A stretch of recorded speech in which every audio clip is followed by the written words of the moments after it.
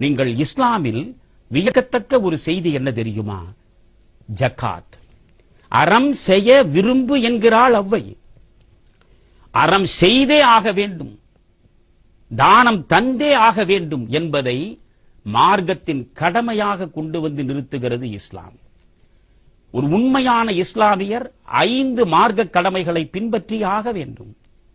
ஒன்று கலீமா என்பது, அதுதான் ஒவ்வொரு இஸ்லாமியருக்கும் இருக்கக்கூடிய மிக முக்கியமான பின்பற்ற வேண்டிய முதல் கோட்பாடு.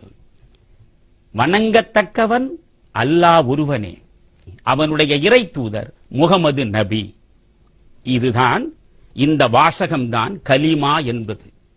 இந்த கலிமாவின் மீது முதலில் ஒருவன் நம்பிக்கை வைக்க வேண்டும்.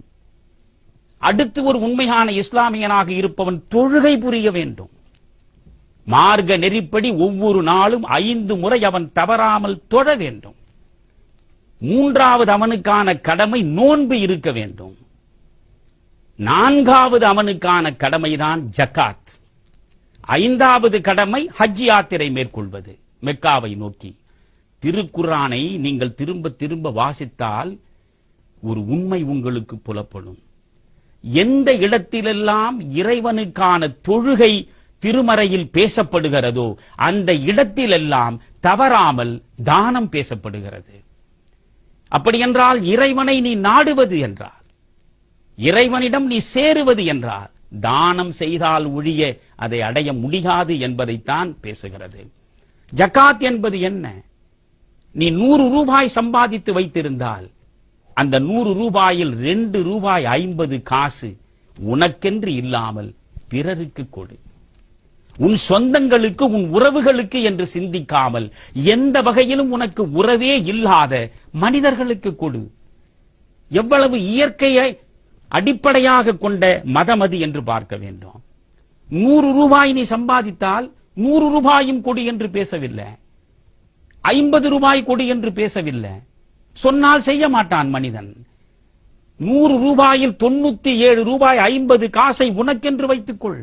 உனக்கு, உன் மக்களுக்கு, உன் உறவுக்கு 97 ரூபாய் 50 காசை வைத்துக்கொள்.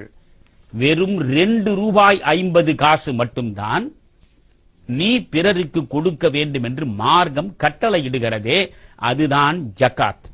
இங்கே நபிகளார் சொல்கிறார், 40 நாட்கள் தொடர்ந்து ஒருவன் உணவுப் பொருள்களை தனக்கென்று சேமித்து வைத்து விட்டால் அவனை அல்லாஹ் தன்னிடமிருந்து விலக்கி விடுவார். அல்லாஹ்விடமிருந்து அவன் விலகி விடுவான்.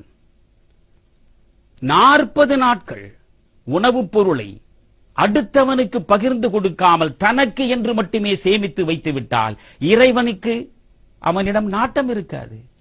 இறைவன் இருப்பிடத்தை இவனால் அடையவே முடியாது என்று நபிகளார் பேசுவதை நாம் பார்க்கிறோம். பெருமானார் நபிகள் நாயகம் சொல்கிறார், அண்டை வீட்டான் பசித்து கிடக்கிற போது தான் மட்டும் வயிறார உண்ணக்கூடியவனுக்கு இறைவனிடம் இடம் கிடையாது என்கிறார். இது மட்டும் இல்லை நண்பர்களே, நீங்கள் இஸ்லாம் மரபில் ஒரு செய்தியை உங்களிடம் சேர்க்க விரும்புகிறேன். இந்த இஸ்லாம் மரபில் உள்ள மிக முக்கியமான செய்தி, அல்லாவை சுற்றி மலக்குகள் அமர்ந்திருக்கிறார்கள். மலக்குகள் என்று சொன்னால் நாம் எப்படி தேவகணங்கள் என்று இந்து சமயத்தில் பேசுகிறோமோ அப்படி இருப்பவர்கள் மலக்குகள். மலக்குகள் சூழ ஆண்டவன் அமர்ந்திருக்கிறான். மலக்குகளில் ஒருவர் கேட்கிறார் ஆண்டவனை பார்த்து, அல்லாவே, உன்னுடைய படைப்பில் வலிமை மிக்கது எது என்று கேட்கிறார். அந்த வலிமை மிக்கது எது என்று கேட்பதற்கு ஒரு காரணம் இருக்கிறது. இறைவன் படைத்த இந்த உலகம் நிலையாக அசைவற்று நிற்காமல் இப்படியும் அப்படியுமாக அசைந்து கொண்டிருக்கிறது. எந்த உயிரினமும் நிலையாக நிற்க முடியாமல் தள்ளாடுகின்றன.